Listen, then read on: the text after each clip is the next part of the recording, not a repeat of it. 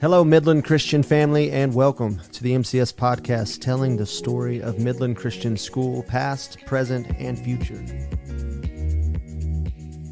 Welcome into the studio here on a beautiful day at Midland Christian School. Excited to have Michelle Hartman with us from Fort Davis, ISD. Michelle, first, thanks for taking the time to join us in person here in Midland. Yeah. Oh, thank you for the opportunity. In a day of Zoom calls and text messages, we appreciate the effort to make it here in person, and we look forward to having a conversation with you. So I think just to start, this partnership that's really been planned over a long period of time, has just been announced here recently, and I'd love for even maybe just for my knowledge and my understanding of this partnership, if you can just kind of pull back to like maybe a 10,000-foot view and kind of give me some of the, maybe the need, and then possibly the opportunity that lies for both schools.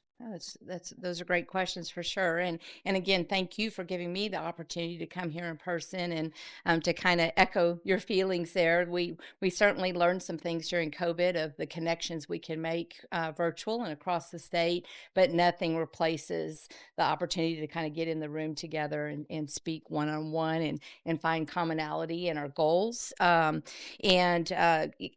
of the most common questions I have is, when did this all start? And I shared with you a moment ago, goodness, I think that the need or the want to be able to connect entities that maybe people think aren't a logical pair has been kind of ingrained with me for a very long time. But I've been doing public-private partnerships similar to the model we're talking about today for about 15 plus years. The need to just, do something better is really what I have experienced, that we're more alike than we are different. And I want to be careful I'm not using a million taglines, because that's what it sounds like, but really genuinely from my heart, that's been the experience, that we're more alike than we are different. And when I had the opportunity to talk with Midland, it became pretty obvious that we shared a lot of common views on the importance of parent choice, the need for faith in our everyday lives and in dealing with children. And so super excited to be here to have that opportunity to tell you where we started and where we're at and the work that we still have ahead of us. Absolutely. And Dr. Anderson, I appreciate you joining us as well. Of course. Maybe you can speak maybe to some of the same concepts in terms of the need for Midland Christian and the relationship and the opportunities that lie ahead. Yeah, absolutely.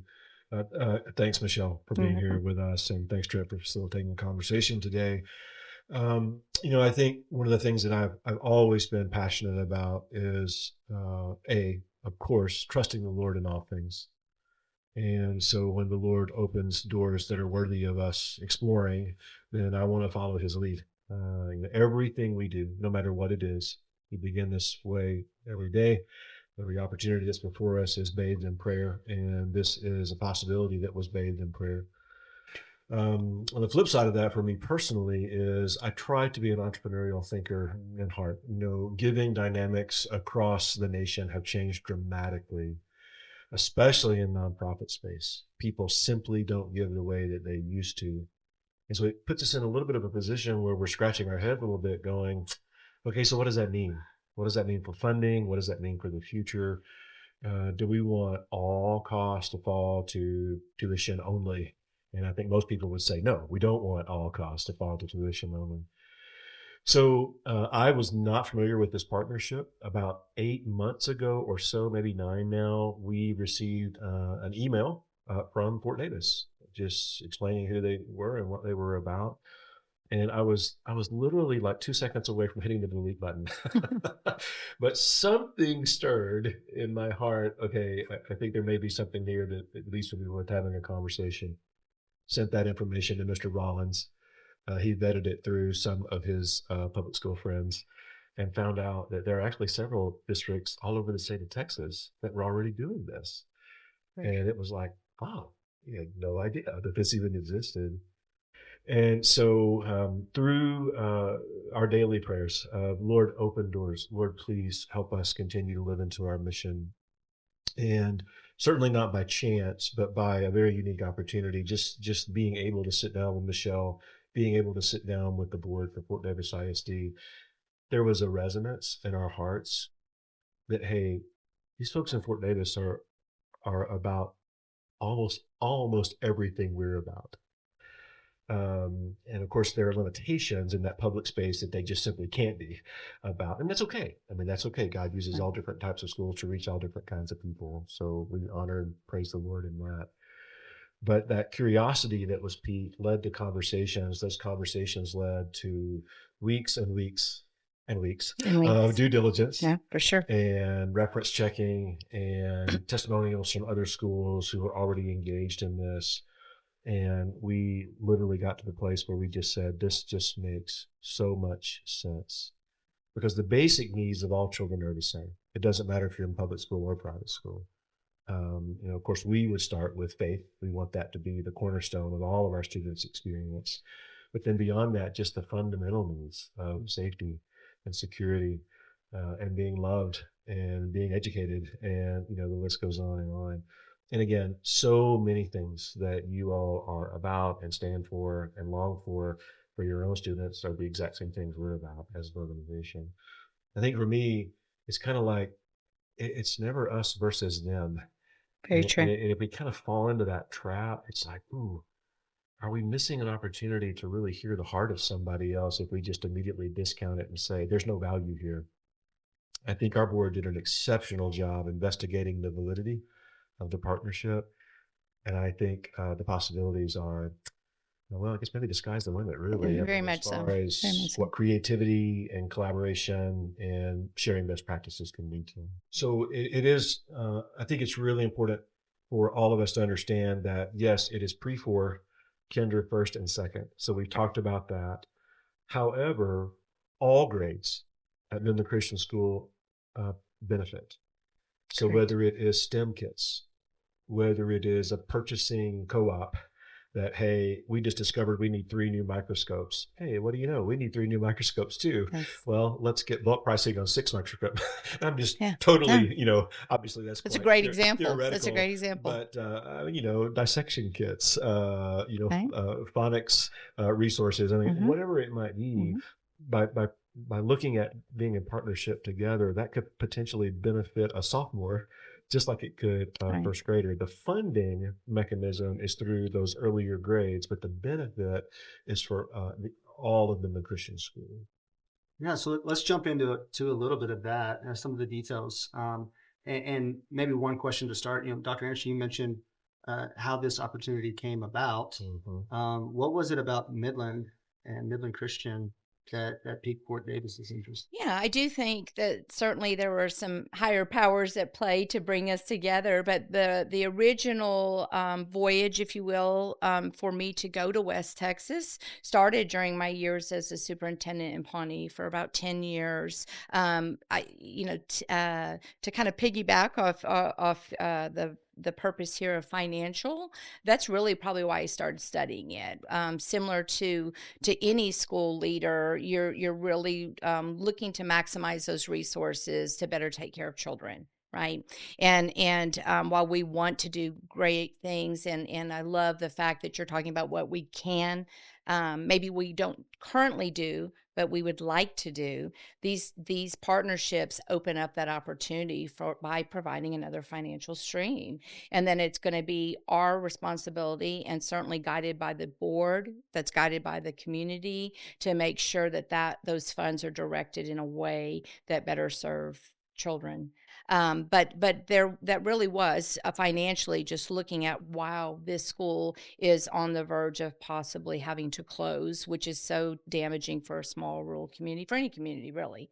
But certainly, for small rural communities, that school is, as it is here in Midland, the heart of everyday life for children and their families, and even athletics. We are in Texas. I think that's very important to note that, for me, the mission has also been that I want this not us and them, but a we mentality that goes beyond just a small group of school districts. So people will say, why doesn't everyone do this? And I say, well, I don't know, but I think we're headed that way. I think, Dr. Anderson, you may know that y'all will be the largest partnership, public-private early childhood partnership in the state of Texas. So how very appropriate that starts here and then blossoms into where we no longer say, why doesn't everyone do this? Because a lot of it is just assumptions, if you will, things that over time have been institutionalized. It's really why is it that way? And I think now more than ever, parents have become more vocal in saying, well, we have a voice, and we should be part of that decision making. The districts that we work with are around 20. I'm always nervous about saying an exact amount because, as I shared with Dr. Anderson, even this morning, had a phone call from another district. So it really can change overnight, and want to be respectful of that process. So I read an article in Texas Monthly Magazine. That's how I made it to Fort Davis, where the superintendent at the time was talking about the financial challenges and the closure. I had never been to Fort Davis in my life. I actually was running a little late for a lunch date with my husband. I've been married 35 years, and made a phone call and just said, look, I'd like to share this with you about this model. And they called back, and similar to the process here, met with their board, lots of moving. Some people would say fast, but I think at the pace that we should move, right? Cautiously, but also moving together. There's no question that I don't think should be asked. I think that we have an obligation to do the hard work that maybe has not been done before. And so that partnership, Fort Davis started to blossom into that. They now have we have 25 private partners across the state of Texas. Yeah. But Midland Christian will definitely be the largest faith-based partnership that we have as we enter the 25-26 school year. Wow. You mentioned the model. Mm-hmm.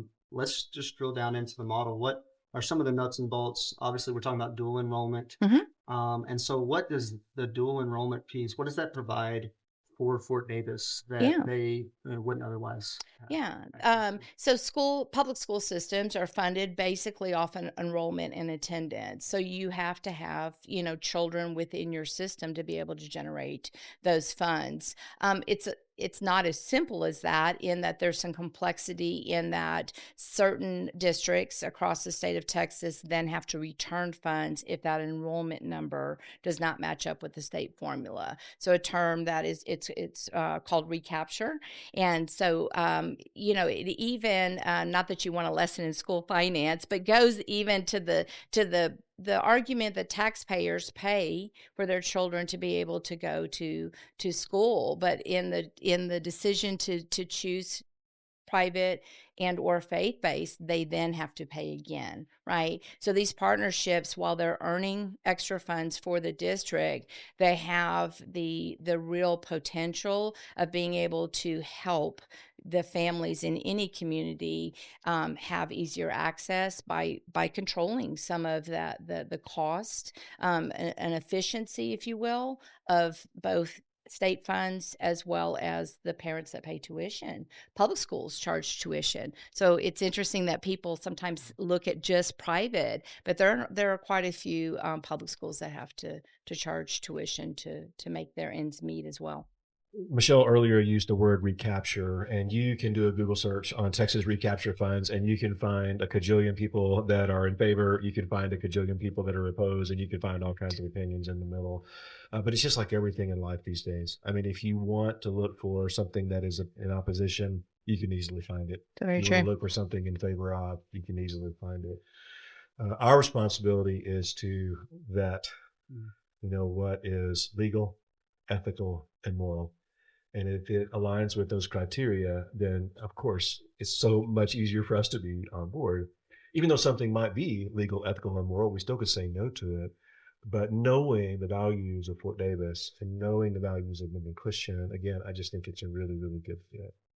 You mentioned that Fort Davis is currently partnered with up to Mm-hmm. 20 Mm-hmm. schools, and that Mm-hmm. number is probably changing ever so often. Yeah. What benefits do the students at Fort Davis receive Mm-hmm. by partnering with the school? With that added enrollment number. Yeah, I'm super excited because you have a strength here in your academic programming and curriculum that I've already seen be an asset to the school district in our conversations with Mr. Rollins and your other leadership team. Just this morning had a conversation about Spanish, and we have a resource of STEM curriculum that we're going to be able to share with the district. The beauty of these partnerships are that neither side gives up that opportunity and capability of a choice. Meaning, I loved Dr. Anderson last night when we talked, or yesterday when we talked with your staff. You made the comment about the example of God's library and being able to pull specific resources. That's such a beautiful way of explaining how these partnerships look like from the aspect of curriculum. There are lots of curriculum opportunities that are available to the public school that we will now be able to open up and offer to the private as they see appropriate. There is not a forced curriculum, and again, we've had some great conversations. I think we're going to continue to have those conversations about where could Midland also help support Fort Davis, and I think there's many areas that they'll be able to help us. Absolutely. I think of Mhm. all kinds of opportunities, and maybe just a chance for myself just to travel to Fort Davis and see the Yeah, landscape. right. I So many love people driving through love. that area. It's Dr. Anderson, maybe to you, as a private Christian Mhm. institution, I think anytime that state funding Mhm. is mentioned, antennas go up. Right. Mhm. What do we know about potential oversight or stipulations as a part of this relationship in regards to the state? So we would need to gather information from students such as, and correct me if I'm wrong here, Michelle, but I think maybe birth certificate records, correct. social security numbers, those types of things that are just be commonplace. It's a lot of this information we already have as a school, and quite a bit of it's already been transferred to the state of Texas. They're immunization records, which is required by law. And so we also have worked with public schools in the past. So Title I money, for example, we report, certain data points related to our students. It helps us then in turn help those students.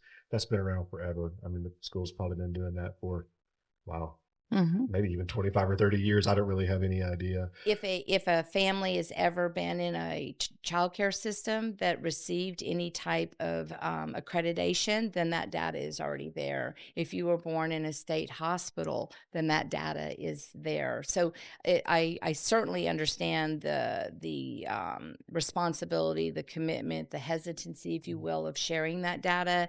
But I find more often than not that data is there. So we need to do a better job of making sure that our families know that we have certainly high regulatory expectations of keeping that data private, often more at a higher level or commitment than what a private school might have. So yeah, there are some records that need to be translated. We already do NWEA testing 3 times annually.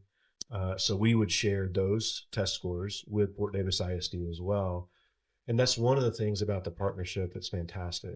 So their educational specialist can take a look at those test scores and then possibly recommend some resources to us that, hey, we've noticed at this particular grade level, you've actually regressed a little bit in mathematics. We have some wonderful resources that you might want to consider to bolster those test scores moving forward. But there is no part of this relationship that Fort Davis is mandating to us.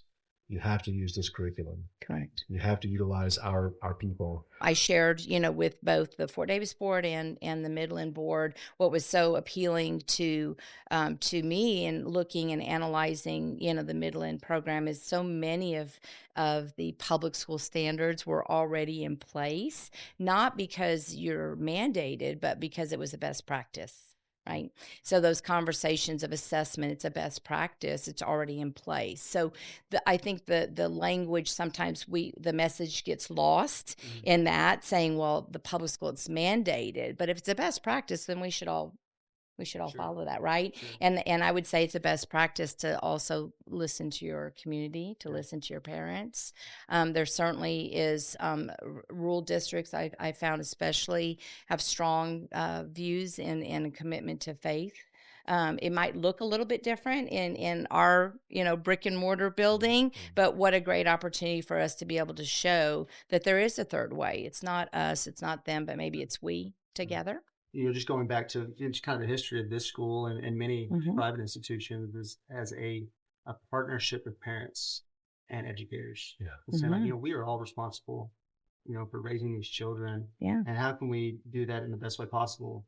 And that's really the approach we want to take. And I Yeah. think maybe just some of the questions that, that just kind of come up when you're just kind of looking, overview of the partnership. Tell me a little bit about, like, so we're pre-K through second grade. This is Mhm. that opportunity to provide it for that group. As a father of two, a pre-K and a first grader, Mhm. what happens in third grade? Do I need to be prepared to go to Fort Davis for a graduation ceremony in a Yeah. couple years? Great question. No, but you're always welcome. You're always welcome. I'd love that moment. That may Yeah, be something we need to yeah, work sweet. together to plan. But yeah, the pre-K through second has been just a great opportunity for a natural fit, I would say. Once you get third grade onto high school, and as Dr. Anderson mentioned, dual credit, there's partnerships that certainly cover those grade levels. When you get into third grade and beyond, then it does go into state assessments. That's not always a natural fit for school districts and private entities, if you will. So, but prior to that, we are so much alike in the common goal of setting a strong foundation for children, building relationships with families. So there just is this. We're more alike than we are different at those grade levels. But So with that's really that, the focus. with that age range, Mhm. it provides the opportunity for Midland Christian to maintain some autonomy in terms of our 100%. curriculum and testing standards. Mhm. Am I understanding that Mhm. correctly? Absolutely. Yeah. Again, we maintain, we don't compromise one iota of our mission. We don't have to change anything related to how we approach educating our children. Our values remain our values. I think you get then into complementary dynamics. Where are we alike in ways that make sense for us to partner? And where is it okay that Mhm. Fort Davis says, hey, you know what, this is uniquely us, and we're going to hang on to Right. this piece. And Midland Christian says, hey, you know what, this is uniquely us. We're going to hang on to this piece, and that's okay.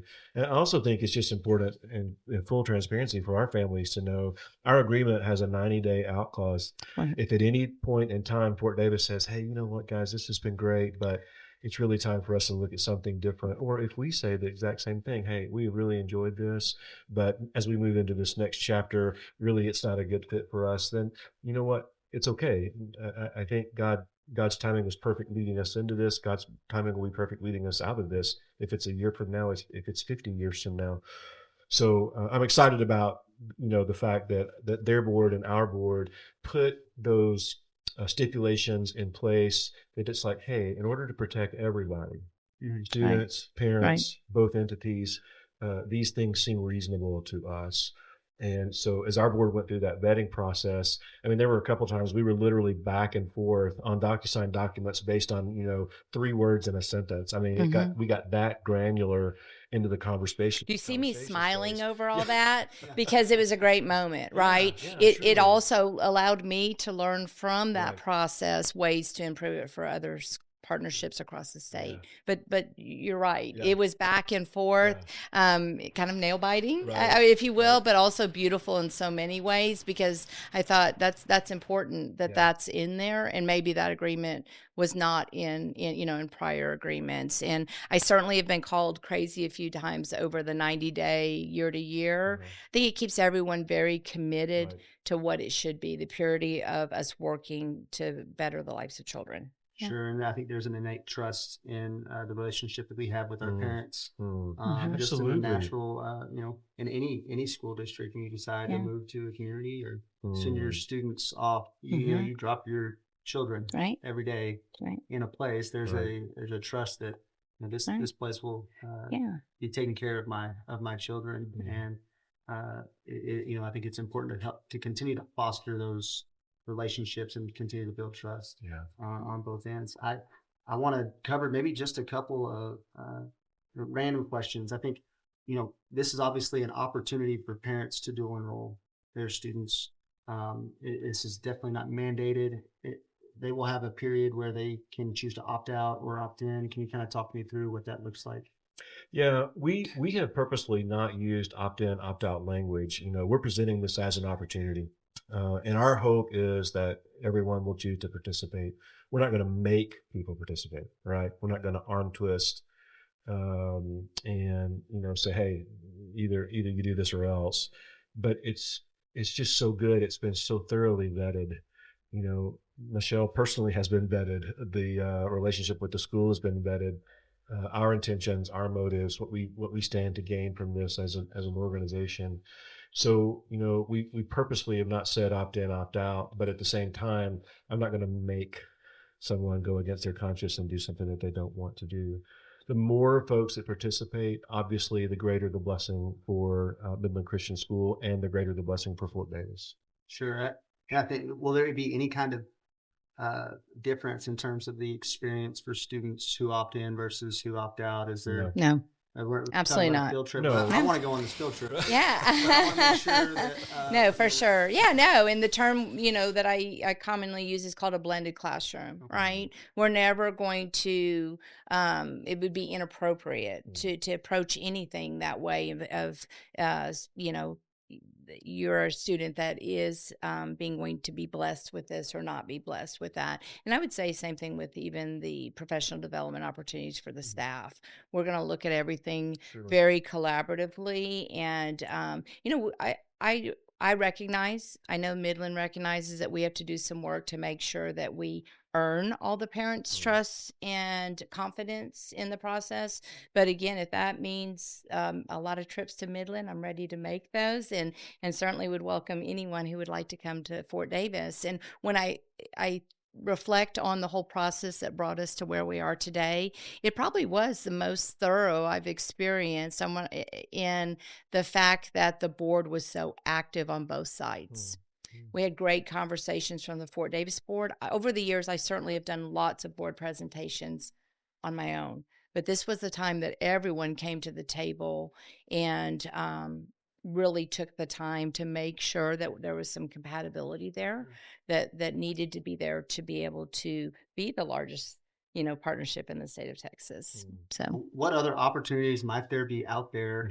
I think when people hear Fort Davis, well, why would we partner with the school that far away? What brings us together? Yeah. Right. And why not partner with somebody like down the road like Brownfield ISD or La Mesa? Yeah. Talk me through just the options there. Surely, and there are multiple options. We could partner with other independent school districts because this is by state statute, this is something that I'm not sure actually if it's all public ISDs or depending on location. Any open enrollment ISD. Any school district that allows open enrollment can allow transfer students. Right. And then again, while there's certainly a focus towards state, right? I'm not going to sit here and say we're not a state public school, but each school within the state of Texas has a lot of local control. They have a lot of local decision making in the courses that they offer, what the acceptance of transfer students look like for them.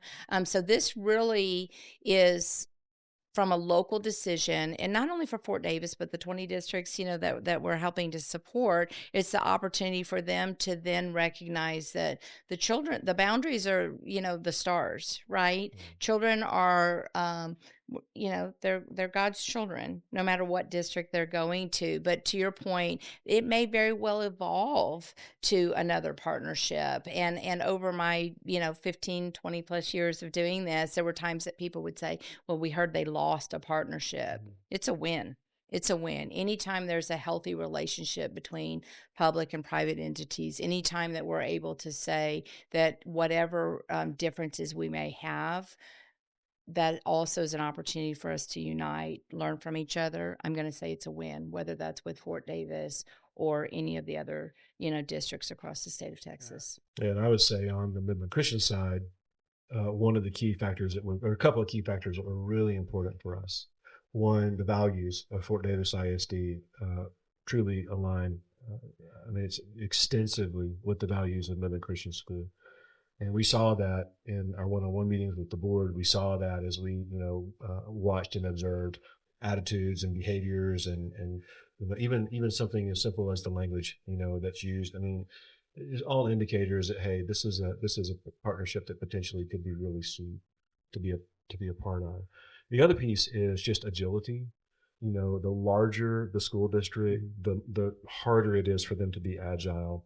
And if I were to try to get in contact, for example, with a superintendent of a major school system, let's say a school system that's got 20, 30, 40,000 students, it might be 30 days later that I get a response, if I get a response at all.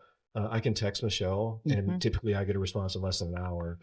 And so that agility, I think, is huge. And, the size that we are as a school is, we do not, getting larger has no appeal to us right now. Working with any entity that doesn't have agility really has little appeal to us right now, because change is the only constant, right? And we're all running at such an incredibly fast rate of speed these days. But to be able to pick up the phone and say, hey, Michelle, I just had a parent who had a question about the likelihood that I'm going to get an answer back, in half an hour or an hour, is much, much greater versus waiting 4 to 6 weeks if I hear anything at all. And that's not to knock the large districts. It's just when you get to a certain size as a district, you don't have the bandwidth, because you're focused on so many things. And so many moving parts. And so I hope that makes sense. I hope that provides some clarity on the nature of the relationship. Yeah, I do appreciate that. And I just think, the need to be agile. And because the landscape is ever changing. Right. It seems like it's faster and faster. I don't know if that's just how the world works as you get older. Surely. But I do think, you look at school choice, and you look at some of the the conversation around, what is the government's role in local education? And what I hear you saying is there is a lot more autonomy the closer you get to this actual school district. How in any way is this relationship impacted or compatible with school choice policy, and what can we forecast in the future? Kind of what that looks like. Yeah, certainly there's changing times. I also think they're exciting times, because I think from the state level and even the federal level, we have leaders right now that are doing that same kind of commitment to redesign, that same kind of commitment to looking at the importance of parent choice, but with that also comes community and school choice. So I think it's great that Midland felt comfortable enough to say, wait, we want to look at what's right for Midland Christian today. And again, if that evolves to something else down the road, then I'm very confident that the board that you have in place, the leadership, the community, you'll make those right decisions. And we have started to have some interest from mid-sized schools. And to Dr. Anderson's point, they just have some challenges of moving quickly enough, right? Because when you're looking at school years, they go by fairly fast.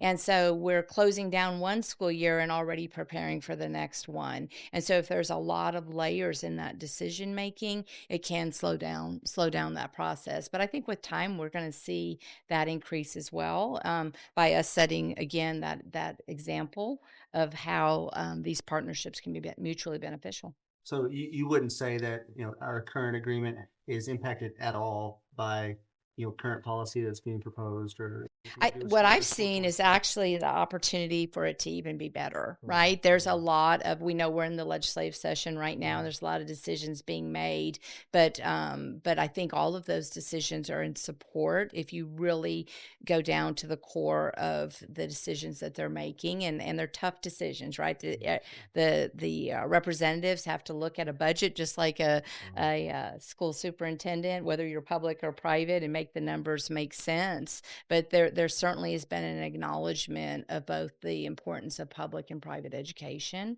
and some great bills out there that even target partnerships in particular, and what are those ways to work efficiently with taxpayer money. Right. And so it's always a challenge for me when someone say, what are the benefits? Because in my time during Pawnee, we had the lowest tax rate in the region, and that was all because of partnerships. We were able to work efficiently. While the partnerships, target pre-K through second grade, I can tell you because of that efficiency, I was able to offer custodians a competitive salary. Right. There's so many other positions within a school district that go beyond the instruction that'll have a positive impact by us doing our due diligence to find the right partner, to stay focused on children, and from the financial aspect, use our money very wisely. Yeah, I So, appreciate yeah. you bringing that up and giving some context there. And my next question was to you, Dr. Anderson.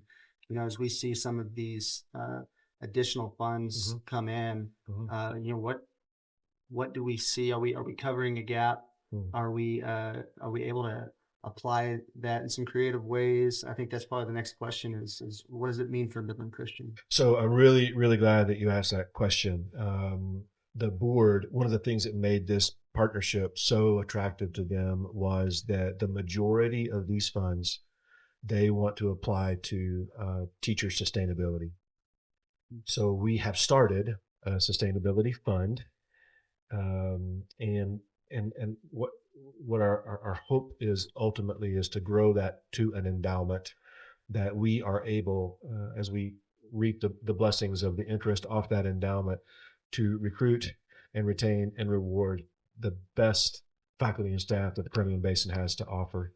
And so, I so applaud the board for first and foremost thinking about, hey, we want to make sure that our students have the best faculty and staff that they possibly can. We already have an incredible faculty and staff, but I think the sky's the limit related to the type of talent that we can recruit to this area. So that was huge. We do not plan to adjust the budget, so we would not rely on these funds. We believe these are found monies. Quite frankly, I personally think it's an answer to prayer. And so we give God the glory for that. But if we are able to reap the benefit of this for 6 months, praise the Lord. If we're able to reap the benefit for 25 years, praise the Lord. I mean, a lot of times organizations will find money and then they adjust their budget to rely on that found money. That is not our plan. We do believe, however, that one of the indirect results will be that it will positively impact our tuition rates. We think it'll help us keep those level because as we grow that teacher sustainability fund, we'll be able to do some really creative things with the way that we invest it. It's not just a monetary partnership. We also may be able to access resources that we will not suffer quite as out-of-pocket cost as we might have had we had to go out and pay for that on our own. Region 18 training, for example, is just one of those possibilities. That great training that's out there, we may be able to partner with Fort Davis and get that at a fraction of what it might cost us. Curriculum purchasing. If we do not build strategic partnerships like this, then we have to pay for that tuition. We have to pay for that curriculum, 100% of it out of our own pockets. Our parents and students want to know, so, hey, how does this benefit Midland Christian School? And I hope we've articulated that it does. As far as giving you an exact number of money, that's going to somewhat depend on what those averages look like. Typically, the way that it works is we get through the semester and then Fort Davis disperses those funds, toward the end of each semester. It could be quite substantive. We could be talking several $1,000s per child. It depends. Are we looking at a financial impact directly or are we looking at a resource impact directly? We've had some partnerships like this, but people may just not be aware. So the Eanes grant, for example, that has funded so much of our infrastructure upgrades, the GAPS grant that we have utilized for multiple purchases, whether it's technology or classroom sets or whatever it might be. If I were to think out loud just a little bit about how many public resources we use, whether it's TEAC's resource or whether it's AI software that we may purchase or security contracts that we write with public entities. So the partnerships are there all along. I think some of our families and maybe other families in other contexts hear public school and it's like, wait a second, I thought we were distinctly private, but now we're something else. What is that exactly? And what I want our families to hear, and I hope and pray will embrace, is that we will always be uniquely Midland Christian School. I would never do anything that would jeopardize the integrity of our mission. Our character can't be purchased. Our mission can't be purchased. You know, we will never waver. And I mean, we'll close the doors before we waver on our mission. There is also, what does it mean for Fort Davis? And so as a mission-oriented organization, who knows what doors that could open? I love the possibility of taking a group of our kids down and we go hang out in Arnold Observatory. Maybe it's a group of our fourth graders. And then a group of Fort Davis fourth graders join us. And we have lunch together. And we share stories about what it means to be a student at Midland Christian and the story at Fort Davis ISD. And who knows what kinds of friendships blossom out of those sorts of things. The possibility of they have a team that's passing through on their way to Lubbock, and they're able to stop and maybe join us for lunch or join us for a dinner. You know, I think, you know, God calls us to not hoard what we have in Christ Jesus. And so if there's an opportunity for us to share that, even in just some small way with Fort Davis, I could just see tremendous blessings coming as a result of that for them and for us, you know, as we share our faith and as we partner together. I can only hope and pray that as our folks see us walk that talk, that they're like, yeah, we're with you on that. I appreciate that perspective, and I know our community does as well. And Michelle, thank you so much for thank you for being with us. And I just look at the opportunity. You know, anytime you step through a new door, you know, there's maybe a bit of apprehension on like what is exactly on the other side. Right. But also, you know, God opens those doors, and there are some really neat blessings that, you know, potentially are on the other side. I just look forward to. I mean, I think of. And I'm sure this is something that's gone through both of your heads, just that our students beginning to know each other and root for each other. I could foresee pep rallies and pen pals, pen pals, way back in the day where you we communicated. We went to school together. For sure. We were separate, but we were part of the same mission. And so I think, you know, those things would be fun to dream about and to eventually put into place as this relationship grows. But I know that, you know, God's mission, you know, will be fulfilled. And we just pray to be part of that process as we move through our small portion here at Midland Christian School and now with Fort Davis ISD. So I appreciate you taking the time to sit down with us and travel up here. And we look forward to doing it again. For sure. Maybe in Fort Davis this next time. If you would like more information on our partnership with Fort Davis ISD, feel free to visit our website, mcs1.org. Hit the link in the player or in the show notes. And feel free to reach out via email, communications@mcs1.org.